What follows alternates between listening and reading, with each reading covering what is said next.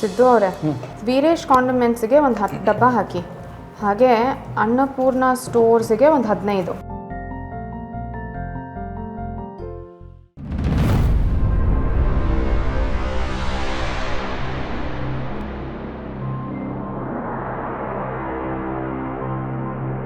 ಯಾಕೆ ಹಾಗೆ ನೋಡ್ತಾ ಇದ್ದೀರಾ?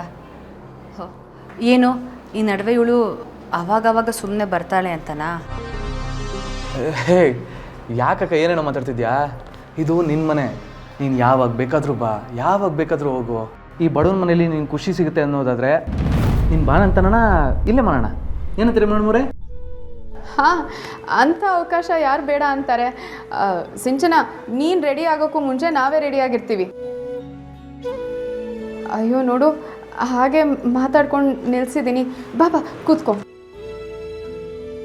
ನಿನಗೇನಾದರೂ ಕುಡಿಯೋಕ್ಕೆ ತರಲ್ಲ? ಏನು ಬೇಡ ಭಾವನಾ.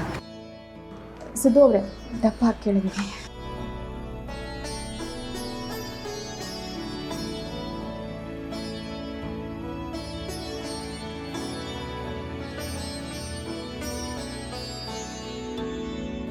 ಯಾಕಕ್ಕ ಮುಖದಲ್ಲಿ ಖುಷಿನೇ ಇಲ್ಲ?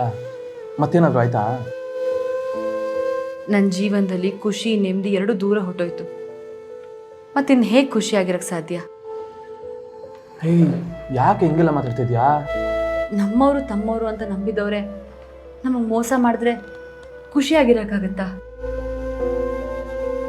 ಅಪ್ಪ ಅಮ್ಮನಿಗಿಂತ ನಾನು ಜಾಸ್ತಿ ನಂಬಿದ್ದು ಹರಿನ.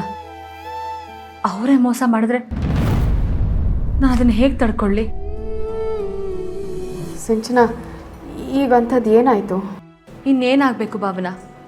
ನಾವೆಲ್ಲರೂ ಅಂದ್ಕೊಂಡಾಗೆ ಹರಿ ಯಾವ ಬಾಂಬೆಗೂ ಇಂಟರ್ವ್ಯೂಗೆ ಹೋಗಿಲ್ಲ. ಅವನು ಇದೇ ಊರಲ್ಲಿದ್ದ.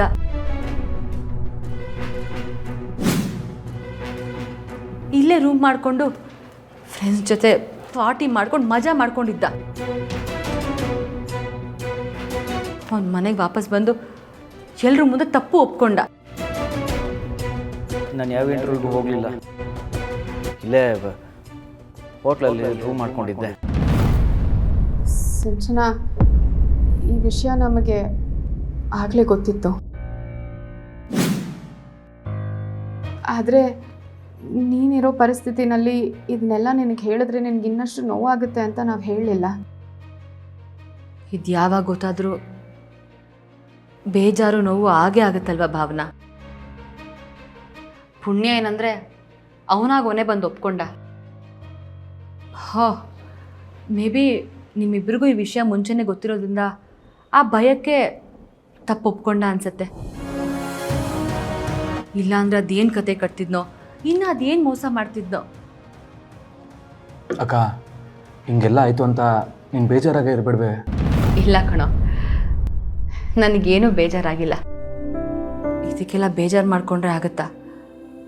ಮುಂದೆ ಇನ್ನು ದೊಡ್ಡದು ಅದೇನೇನು ಫೇಸ್ ಮಾಡಬೇಕೋ ಏನೋ,